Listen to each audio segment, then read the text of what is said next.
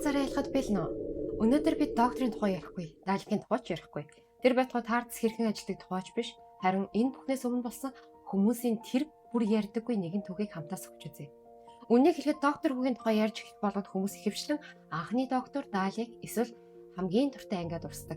Гэхдээ надад үргэлж нэг өөр асуулт байдаг байсан нь энэ бүхэн ер нь хаанаас яаж эхэлсэн юм бол гэдэг асуулт. Ямар хүн хамгийн түрүүнд ийм ертөнцийг төсөөлсөн? Яагаад тэр үед? Яагаад BBC гэж?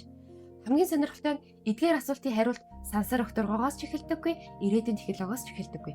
Харин 7 Лондон хотын нэгэн энгийн офисоос эхэлсэн байдаг юм.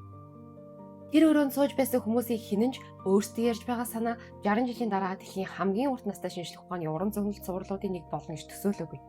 Тиймээс өнөөдөр бид доктортой уулзахаас өмнө түүнийг төрүүлсэн хүмүүстэй танилцъя. 1963 энэ он цагийг өнөөдрийн үдээр харахад их тайван санагдаж магадгүй. Гэхдээ тухайн үеийн хүмүүсийн хувьд дэлхий маш хурдтай өөрчлөгдөж байлаа. Шинжлэх ухаан өдөр бүр шинэ мэдээ авчирдаг, сансрын уралдаан дэлхийн анхаарлыг татж байсан үе. Телевиз айл бүрийн салшгүй хэсэг болж эхэлсэн үе. Хэрв тухайн үед оройн цагаар Лондонгийн нэгэн гудамжаар алхсан бол айлуудын цонхоор зурагтын гэрэл тусаж байхыг харах байсан. Өнөөдөр бид хүссэн үедээ дуртай киногоо үзэж чаддаг.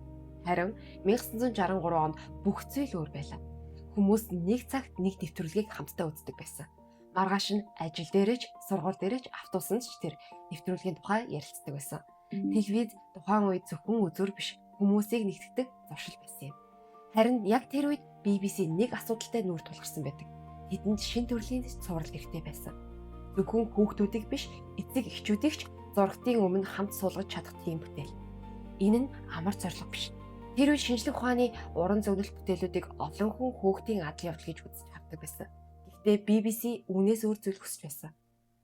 Тэд боловсрал төсөөлөл хоёр хамт байж чадна гэдэгт итгэж байсан үе. Гэхдээ тэр санааг бодит болгох хүн хэн байсан юм бол? Эндээс л бидний дараагийн дүр гарч ирнэ. Түүний нэрийг доктор хүүгийн анги бүр дээр харахгүй байж магадгүй. Гэхдээ хэрв тэр хүн байгаагүй бол өнөөдөр доктор хүүч байхгүй байх байсан. Түүний нэр Сидней Ньюман. Сидней Ньюман. Хэрв та доктор хүүг олон жил үзсэн бол энэ нэрийг сонсож байсан байж магадгүй. Харин сонсоогүй байсан ч гайхах зүйлгүй. Учир нь тэр докторийн дүр тоглоогүй, ардс бүтээгээгүй, дааликийн загварч гаргаагүй. Гэхдээ үнэн хэрэгтээ өнөөдөр бидний мэдих доктор хүү түүний толгойд төрсэн нэгэн асуултаас эхэлсэн байдаг. Тэр асуулт маш энгийн. Яагаад хүүхдүүдэд зориулсан телевизийн нэвтрүүлэг сонирхолтой бас ухаалаг байж болохгүй гэж. Тэр үед телевизийн олон нэвтрүүлэг зөвхөн хөгжөөх, эсвэл зөвхөн сургах гэсэн хоёр туйлын аль нэгийг савдаг байсан. Сидней Ньюман харин өөрөөр бодсон байдаг. Хэрв эдгээрийг нэгтгэж чадвал яах вэ? Хүүхэд үзээд адал явдал мэдрэн, том хүн үзээд сонирхолтой санаа олж харна. Тэгээд үзс дуусныхаа дараа гэр бүлээрээ ярилцдаг байвал. Өнөөдөр энэ санаа бидэнд энгийн мэд санагдаж боловч гэхдээ 1960-ад оны эхээр бол нэлээд зоригтой санаа байсан юм. Тэр үед дэлхий өөрчлөгдөж байсан. Сансрын нислэгүүд хүмүүсийн төсөөллийг тэлж байсан бол шинжлэх ухаан өдөр бүр шинэлт хийж байв. Сидней Ньюман хүмүүсийн энэ сониуч занг зурагтаар дамжуулан улам өдөөхийг хүссэн байдаг. Гэхдээ нэг асуудал байсан нь сонирхолтой санаа байх нэг хэрэг. Харин тэр санааг олон сая хүн үзэх зураг болгох огт өөр хэрэг. Түүнд баг хэрэгтэй болсон юм. Эндээс өөр нэг маш чухал хүн гарч ирнэ. Түүний нэр бол Verity Lambert. Тэр үед телевизийн салбарт эмэгтэй продюсер маш цөөн байсан үе. Зарим хүмүүс түүнийг ийм том төслүүд өртөхөд хитрхи залуу гэж хүртэл бодож байсан. Гэхдээ заримдаа шин санаанд хамгийн их итгэдэг хүмүүс л хамгийн том өөрчлөлтийг авчирдаг. Verity яг тийм хүмүүсийн нэг байсан. Тэр зөвхөн зураг авалт зохион байгуулаагүй, тэр багийг нэг зорилгын төлөө төвчж байсан юм. Өөрөөр хэлбэл доктор хүү зөвхөн нэг хүний санаа биш, нэг зорилгын төлөө цугласан цөөн хэдэн хүний итгэл байсан юм. Гэхдээ энд нэг маш сонирхолтой асуудал гарч ирдэг нь за шин цуврал хийхэр боллоо гэж бодъё. Харин тэр цувралын гол дүр хэн байх вэ? Тэр ямар хүн байх ёстой вэ? Баатар уу? Эрдэмтэн үү? Эсвэл огт өөр хүн үү? Энэ асуултын хариуг олох гэж хэдэн 7 хоног үргэлжилсэн яриа өрнөсөн байдаг. Тэгээд нэг өдөр доктор гэх дүр айжбаар хэлбэр олсон байна. Тэгээд тэр доктор бидний өнөөдөр мэддэг дүртэй яг адилхан байгаагүй. Үнэн дээр эхний докторыг харахад зарим хүн бүр жаахан амар санагдсан гэж хүртэл ярьдаг. Гэхдээ тэр хүнийг хэн бүтээсэн юм бэ? Хамгийн анхны доктор яагаад яг Вильям Хартнелл болсон юм бэ? Түүний тухай дараагийн бүлгээс эхэлнэ. За, одоо нэг хорон бодоод үзье. Шин цоврлын санаа төрчихсөн. Баг нь бүрччихсэн. Зураг авалтын бэлтгэлч эхэлчихсэн байгаа.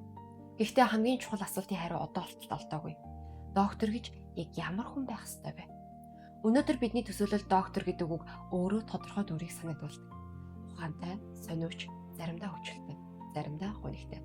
Хамгийн эцэг өвчтөд хүртэл бусдыг аврахыг хичээдэг. Гэхдээ 1963 онд ийм дүр огт байгаагүй. Тэд бүгд цоо шинээр эхэлж байсан юм. Ингээд тэд нэг жүжигчнийг сонгосон байдаг. Түүний нэрийг Вильям Хартл гэдэг. Хэрэв өнөөдөр бид түүн рүү харах юм бол энэ бол анхны доктор гэж шууд хэлнэ. Гэхдээ тухайн үед хинч түүнийг яг тэгж хараагүй байдаг. Тэрээр тухайн үед хатуу зарчимч цэргийн дөрүүдээрээ илүү танигдсан жүжигч байсан юм. Тийм болохоор BBC-гийн зарим хүмүүс хүртэл эргэлзэж байсан. Ийм хүн хүүхдүүдийн дуртай дүр болж чадах болов уу гэж. Энэ бол үндэслэлтэй л асуудал байсан. Гэхдээ Вильям Хартл докторыг огт өөрөөр ойлгосон байдаг.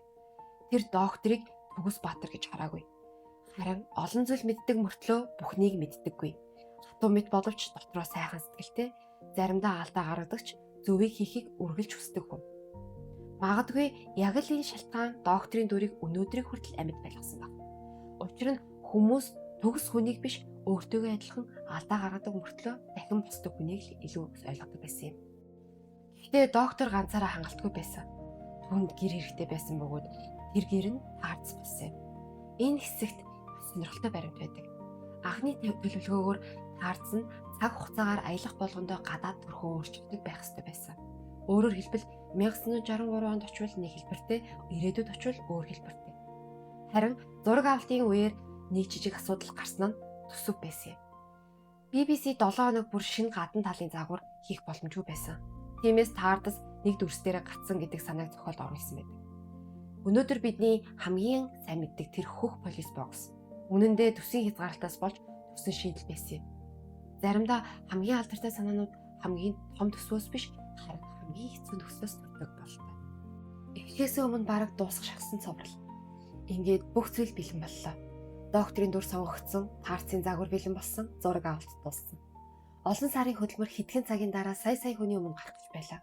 Тэр өдөр бол 1963 оны 11-р сарын 23 юм. BBC-гийн хувьд шин цоврлын эхний анги цэцэгдэж байсан өдөр мэдээж багийнхан тогтолцсон. Ялангуяа Verity Lambert. Энэ хүний хувьд энэ бол асар том өгч байсан. Залуу продюсерийн удирдсан шинэ төсөл үзэгчдэд таалагдах эсэхийг хийж мэдэхгүй. Гэхдээ яг тэр үед дэлхийн нөгөө талд бүх зүйлийг өөрчилсөн нэгэн үйл явдал болсон. Америкийн нэгдсэн улсын ерөнхийлөгч Джон Кеннеди буудалсан тухай мэдээ дэлхийд даяар тархав. Телевизийн сувгууд төлөвлөсөн нэвтрүүлгээ өөрчилж хүмүүсийн анхаарал ганцхан зүйл рүү төвлөрсөн байлаа. Тэр орой олон хүн шин цуврал эхэлж байгааг ч анзаарсангүй. Хэрв түүх яг энд дууссан бол өнөөдөр доктор Хуг хитгэн хүн санаж байх байсан юм. Гэхдээ BBC бууж өгсөнгүй. Тэд нэг чухал шийдвэр гаргасан. Анхны ангийг дахин цацгаар болсон юм. Энэ шийдвэр хожим нь хувь заяаг маш гоёор эргүүлсэн юм. Хүмүүс энэ удаа анхаарч эхэлсэн. Тэр өвгөнхийн юм бол яагаад цагдаагийн бүхийг дотроо ийм том байдгийм бол? Энэ цуврал юу н хаашаа явах гэж байгаа юм? Асуултууд аажмаар нэмэгдэж байв. Гэхдээ үнэндээ доктор Хуг жинхэнэ утгаар нь алдартай болгосон зүйл нь анхны анги нь биш, хэдхэн 7 хоногийн дараа шинээр гарч ирэх нэгэн дүр байсан юм. Хөдөлгөөн нь ив хавгүй, дуу хоолойд хүйтэн, нэг л үгийг дахин тавтдаг. Экстерминат. Тэр мөчөөс эхлээд доктор Хүү зүгээр нэг телевизийн цуврал байгаа байсан юм. Хүүхдүүд Далекийн тоглоом хүсэж эхэлсэн. Сургууль дээр Далек болж тоглоно, дэлгүүрүүд Далекийн зурагтай бүтээгдэхүүнээр төгсөн байд. Хүмүүс энэ үзэгдлийг хожим Далек Mania гэж нэрлэсэн юм. Хамгийн гайхалтай нь энэ бүхний эхлэл ямар энгийн байсныг бодгоор санав. Нэг жижиг өрөө хитгэн хүн тусын асуудал эргэлзээ. Бас шин зүйл хийх гэсэн хүсэл. Тэдний хинэн ч өөрсдийн бүтээсэн цуврал 60 жилийн дараа ч үргэлжлэж байна гэж төсөөлөөгүй. Гэхдээ заримдаа хамгийн урт аяллууд хамгийн жижиг алхмаас эхэлдэг бололтой. Өнөөдөр бид доктор Хүү хэрхэн төрснийг хамтдаа харлаа. Харин дараагийн удаа бид энэ цувралыг дэлхийд даяар алдаршуулсан хамгийн том үзэгдлийн тухай ярилцах болно.